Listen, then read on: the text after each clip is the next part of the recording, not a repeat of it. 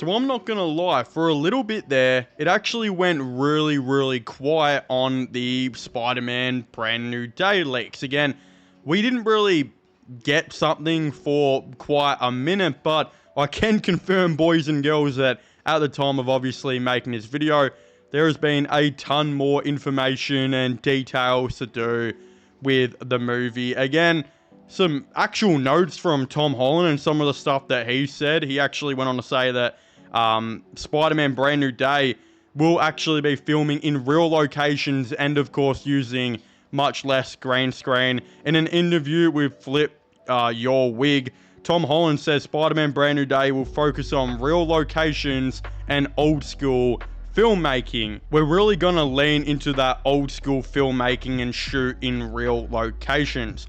We're going to use the streets of Glasgow for the massive set piece that we are putting together.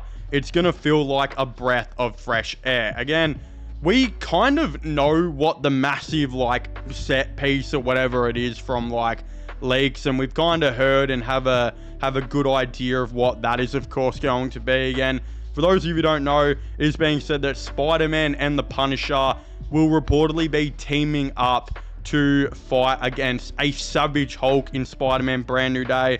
Again, that's being reported by Daniel RPK, but it also being reported that the cinematographer has also shared Spider-Man vs. Hulk images on his Pinterest. So this is kind of all confirmed now. We know that this is going to be a Spider-Man vs. Hulk film. For those of you who've been following the news, I mean, it was quite obvious that they were eventually going to lean into something to do with the Hulk. Again, Marvel are really trying to make a push to use some of their, much more bigger characters, especially with shows like She-Hulk and Ironheart and whatnot, all failing. Again, as we know, the priority from now on is for them to use X-Men characters, specifically, I think, Wolverine and Deadpool, like we've seen, X-Men in the new film, as well as bringing back in, the Fantastic Four.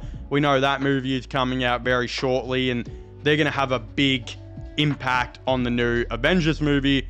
But also, we know that Spider-Man and Hulk are two of the other characters that they really want to focus on and bring into more movies and, have more content with in the MCU. Again, they don't really, I think, have the full rights to do Hulk, and it's very expensive to make a Hulk solo movie due to the massive CGI costs. But as we know, it looks like what they're doing is combining two of arguably their biggest characters in Spider-Man and Hulk, and having a fan favorite character in the Punisher to, of course, go alongside that. So the film sounds really awesome when you do think about that. I really hope it does stick to the true Spider-Man flavors, but the fact that they're filming in real life locations, having massive set pieces, I'm going to guess is going to be really awesome. Again, some other reports here to do with Sony. A new report here is actually coming out about a bunch of Sony Spider-Man news as well. Again, we are hearing that Sony's new priority is bringing a live-action Miles Morales into the MCU Spider-Man films.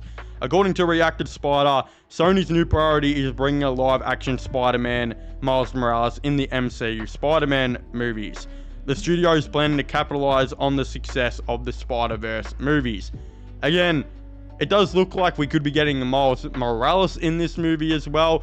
If you're going to have the Hulk and Spider-Man and Punisher in it, those are big name characters, but I guess it could never hurt to introduce Miles into the whole entire frames of thing as well. Again, Miles is becoming a massive character right now, but the whole entire issue with Miles Morales is that and why I think this is really good that he's coming into the MCU, is that, in my opinion, Miles Morales cannot flourish on his own. Again, the reason the Spider-Verse films have been able to do so well is that Miles Morales has a bunch of different characters to rely on, of course, a bunch of different villains of Peter Parker, and all of the above. Again, if they were to make a solo Miles Morales film, I definitely don't think it would work that great. Unfortunately, Miles Morales just really doesn't have too many cool villains, and the cool villains he does have, like the Prowler, have already been used so much in the shows, the games, and a little bit now in the movies as well, that to have a really successful Miles Morales, you need him to, I think, rely on something. And that's why introducing him into the MCU is actually a good idea. Because if you can put him into the MCU instead of having him in their own Sony universe or whatever, he can now actually have, of course, Spider-Man, Peter Parker's villains. He can now have maybe the Avengers, all of the above. More ways to make his character more interesting. But again, if they put him in their own Sony universe, I think the only thing they could have done with him is make a movie where Prowler's the villain, and that's really all they could have, I think, done. So it makes a lot of sense that they bring him into the MCU instead of their own universe, and even more sense considering a new report is saying that Sony is cancelling all of their plans for a live-action Spider-Man spin-offs, including a Null film. According to insider Daniel RPK, Sony has reportedly cancelled all plans for their live-action Spider-Man spin-offs. This includes their planned Null solo project that was in early development after Venom: The Last Dance. Again, I wouldn't be surprised if the Miles Morales film was also supposed to be in this universe as well. So that, I don't think, will be a cancelled movie, but obviously maybe a reworked movie into the MCU. Again, the reality is that this Sony Spider-Man universe without Spider-Man was a massive disaster. I mean, the first Venom film was really good, in my opinion. I absolutely loved it, and I think it's one of the better MCU movies that have come out over the last 10 years, and yeah, I think it's very underrated. But Venom: Let There Be Carnage and Morbius, which came after, were terrible. I didn't even watch Craven or Madam Web, and I didn't want to. Venom 3, I also have watched, and even though I think it's better than Venom 2, they were really, really struggling to get a story, if I'm being honest. Like, there wasn't much for them to work with there at all. So it's good that they cancelled it. I think this obviously means that the Agent Venom film that was in the works will be getting cancelled. Again, that's the only bummer. I mean, a Miles Morales film in the Sony universe would have been terrible. A Null film would have been terrible. I mean, why were we getting a Null film?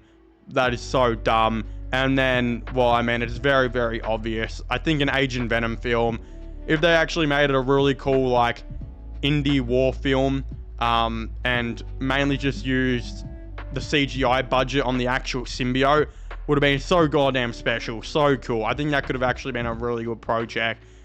But instead, they decide to make Madam Web, which, what the fuck were they thinking, bro? I don't even know, but it's very good that they've cancelled it. It's very good that they're reworking the Miles Morales movie into the MCU.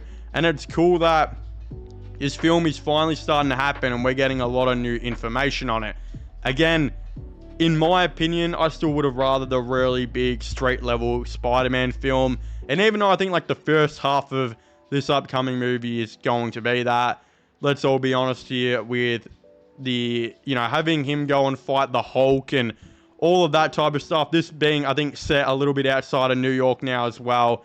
I mean, it's really not a full street level film. There's going to be a lot of different themes and a lot of different things going on in this film. I just really pray that it's not a mess. And unfortunately, it could definitely be. There's a lot going on in here, and now they have to introduce Miles Morales. So we're going to see how that goes. I don't even know. I don't even know what my predictions of that are going to be. Is that just going to lead into a Miles Morales solo movie? Again, I really don't know. But of course, I'd very much like to hear all of your thoughts and opinions on this in the comment section down below. Are you guys excited for Spider-Man Brand New Day? Are you guys excited their Sony Spider-Man universe without Spider-Man is of course being cancelled? All of the above. Again, subscribe to my, of course, sports channel, which will also be getting linked down below. And I guess I'll be seeing you guys next time. Goodbye.